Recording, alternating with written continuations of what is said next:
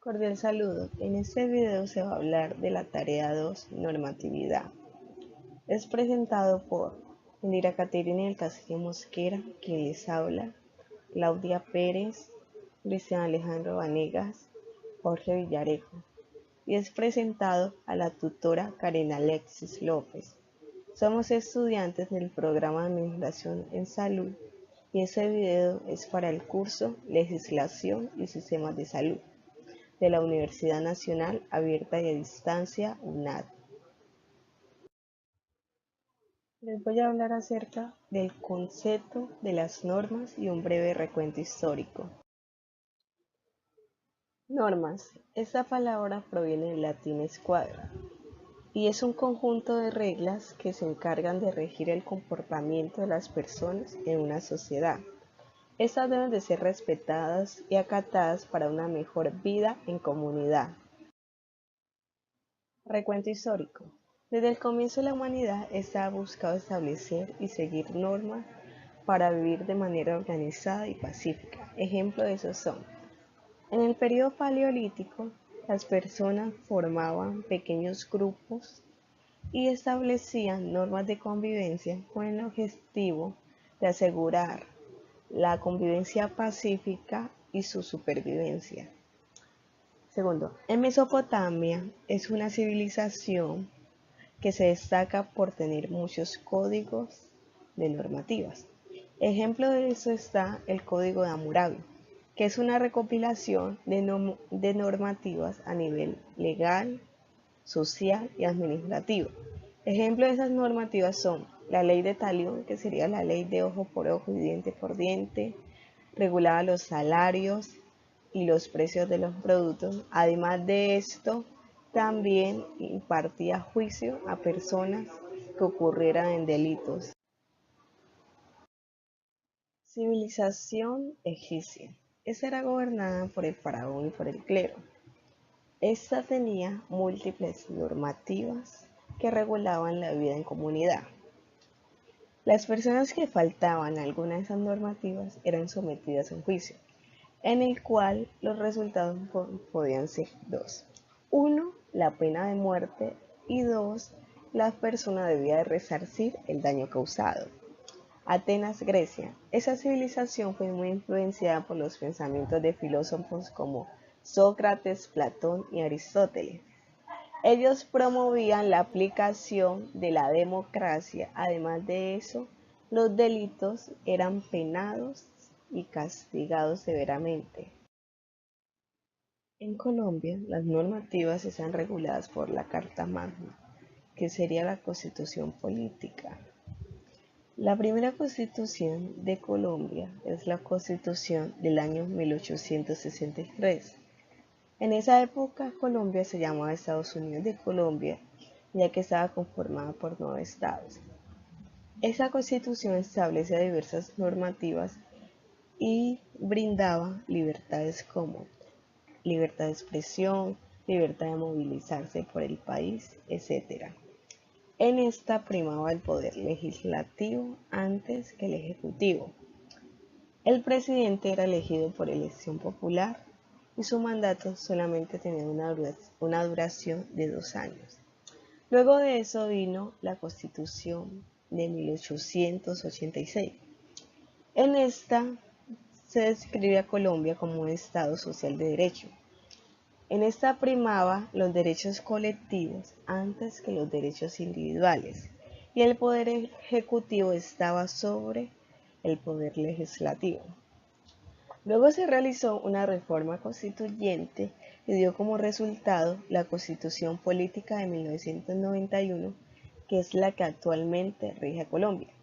En esa establece que Colombia es un Estado social de derecho donde prima los derechos y libertades individuales. Además de eso, es muy importante los derechos humanos para esa Constitución.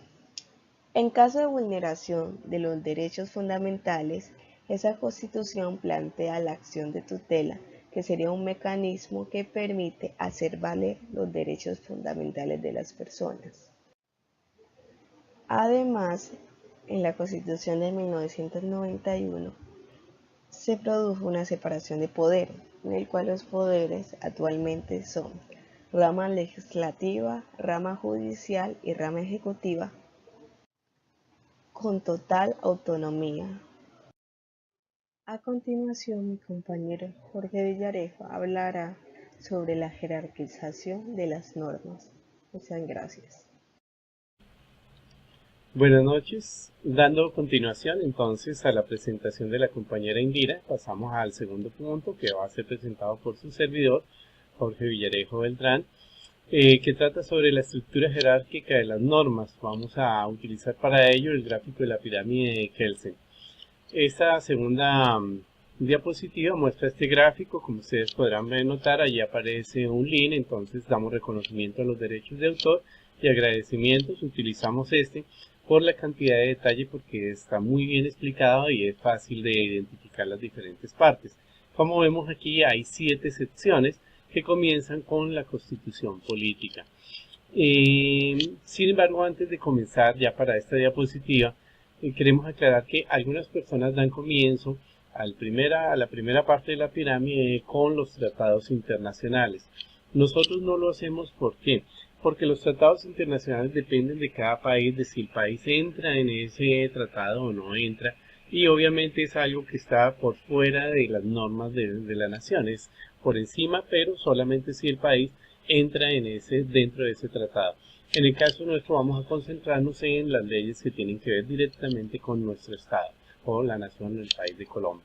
Entonces comenzamos con la Constitución política, que hace referencia a la máxima ley, la de mayor jerarquía, y sobre ella entonces se establecen los derechos y obligaciones bajo los cuales estamos los ciudadanos, y también se hace un lineamiento de la estructura y la organización del Estado.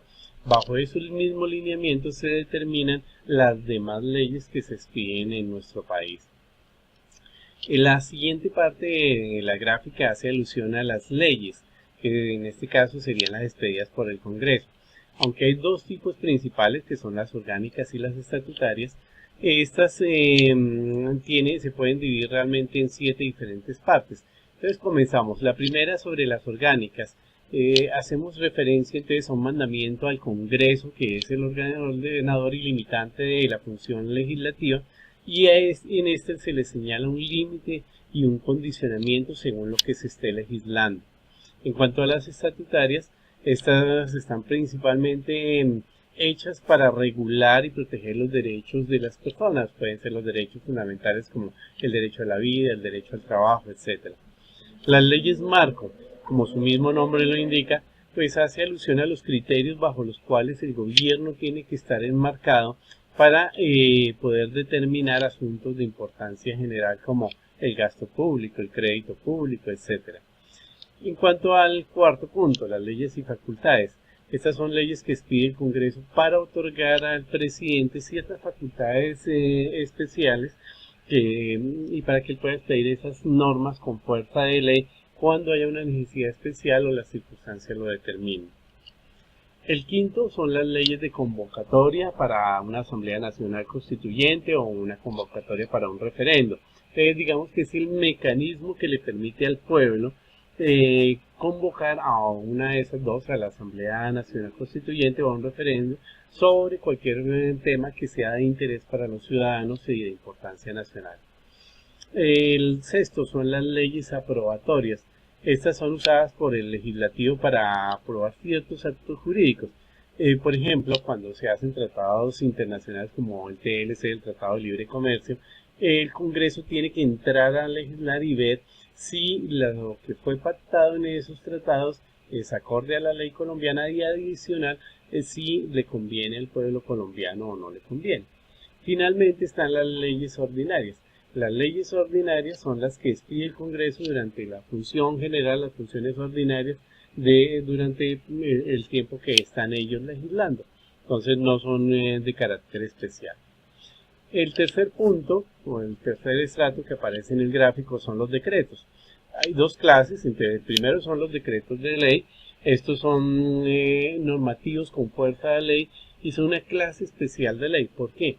Porque en ellas el Congreso se despoja a sí mismo de la facultad legislativa y se la entrega al presidente por un lapso de 6 meses, para que él pueda durante ese lapso hacer lo que sigue mencionando el segundo punto, que serían los decretos legislativos.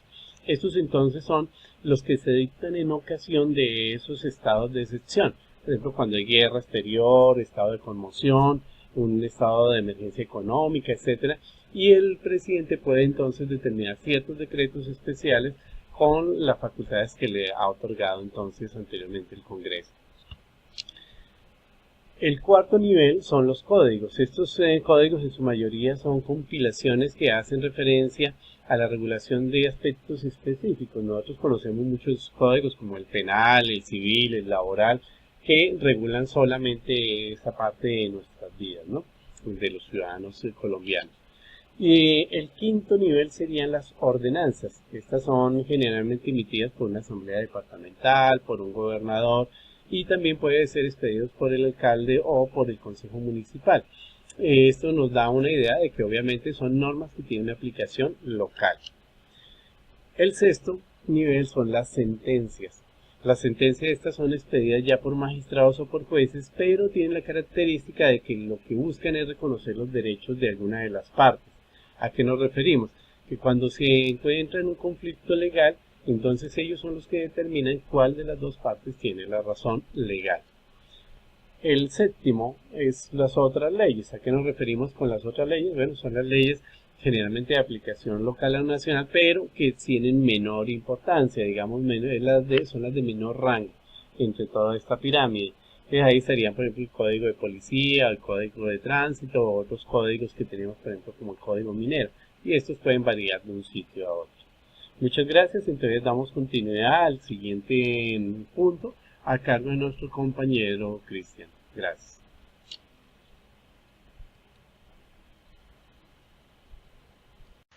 Compañeros, soy Cristian Alejandro Vanegas Campo, estudiante de Administración en Salud de la Universidad Nacional Abierta de Distancia, y yo les voy a hablar clases de las normas y quién las emite.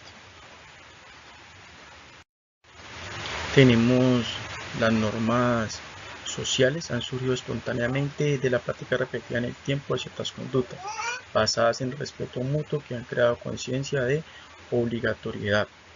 Tenemos las normas morales, son impuestas por la conciencia de cada uno, basadas seguramente en la moral colectiva, que contiene una serie de valores éticos considerados como positivos para la convivencia y respeto de la dignidad humana. Tenemos las normas religiosas, son prescritas por la comunidad religiosa a la que cada persona pertenece, y la sanción en este caso del incumplimiento es divina. Tenemos las normas jurídicas, son aquellas que conforman el ordenamiento legal de un Estado, dictadas por órganos específicos del mismo y aplicadas también por instituciones integradas, generalmente por jueces. En el caso de estas normas, que deben necesariamente estar escritas, si el individuo no las cumple, tiene previsto una sanción o un castigo. Los conjuntos de estas normas conforman el derecho. Muchas gracias. Cordial saludo. Para continuar con la presentación, ¿qué se entiende por gobernanza y rectoría en salud? Por Claudia Pérez Cortés. ¿Qué es la gobernanza? Tenemos entendido que la gobernanza es un elemento importante para asegurar que las funciones y los objetivos del sistema sean claros, los roles y las responsabilidades estén definidos, y que los mecanismos promuevan un mejoramiento continuo del sistema a través de una eficiente administración basada en la comunidad. ¿Qué quiere decir? Que son arreglos institucionales que regulan los actores y recursos que influyen en la condición del acceso a los servicios de salud. ¿Para qué? Para superar todas las limitaciones institucionales de las que fragmentan los servicios. La gobernanza implica gobernar siguiendo ciertos principios que son importantes para el sistema de salud. Deben tener una visión estratégica, orientación de la participación y el consenso. Deben tener normatividad, transparencia, capacidad de respuesta, efectividad y eficiencia, responsabilidad por rendir las cuentas, inteligencia, información y ética. Todos estos principios permiten el desempeño de un sistema y obtener los mejores resultados en términos de salud para todas las poblaciones de una comunidad. ¿Qué es la rectoría? La rectoría es el ejercicio de las responsabilidades y competencias de la política pública en salud, confiere las relaciones entre gobierno y sociedad del Estado moderno. En su función característica del gobierno ejercida mediante la Autoridad Sanitaria Nacional. ¿Cuál es el propósito de la rectoría? El propósito de la rectoría es implementar decisiones y acciones públicas para satisfacer y garantizar el modelo de desarrollo nacional, las necesidades legítimas, aspiraciones en salud de los conjuntos de los actores sociales. En sí, ¿qué es la rectoría? La rectoría ayuda a conformar y apoyar esa acción colectiva para fortalecer, para crear esas estructuras de gobernanza del sistema de salud. ¿Para qué? Para mejorar el modelo de financiamiento, los servicios de salud, los recursos humanos, la tecnología, los medicamentos pues, que hay en el sector. Entonces, no olvidar, formula, organiza y dirige una política nacional de salud para mejorar la eficiencia, la eficacia y que haya equidad en los servicios de salud. La rectoría tiene cierto tipo de funciones que son muy importantes. ¿Cuáles son ellas? Conducción sectorial, para orientar y movilizar todas las instituciones de apoyo a la política nacional de salud. Regulación, tiene unas normas que protegen y promueven la salud para que garanticen el cumplimiento. Tiene modulación del financiamiento, que ayuda a garantizar, vigilar y modular el complemento de los recursos para que se pueda tener acceso a los servicios de salud con toda la población. También garantía del aseguramiento, o sea, garantizar ese acceso de prestaciones y coberturas de servicios de salud para todos, igual para grupos especiales de toda la población.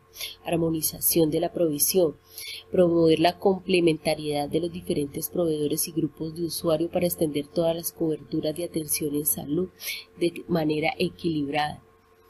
Y pues la ejecución de las funciones esenciales de salud pública que son competencia indelegable de la autoridad sanitaria. ¿Cuáles son esas diferencias y semejanzas? Las diferencias, mientras la rectoría selecciona a todas las entidades que regulan, la gobernanza hace referencia a los entes que están bajo esa regulación. Y las semejanzas, tanto la rectoría como la gobernanza, son entes a cargo de la salud de la población desde sus respectivas asignaciones con el fin de dar cumplimiento a los servicios de la calidad. Esas son las referencias bibliográficas utilizadas para la presentación. Muchas gracias.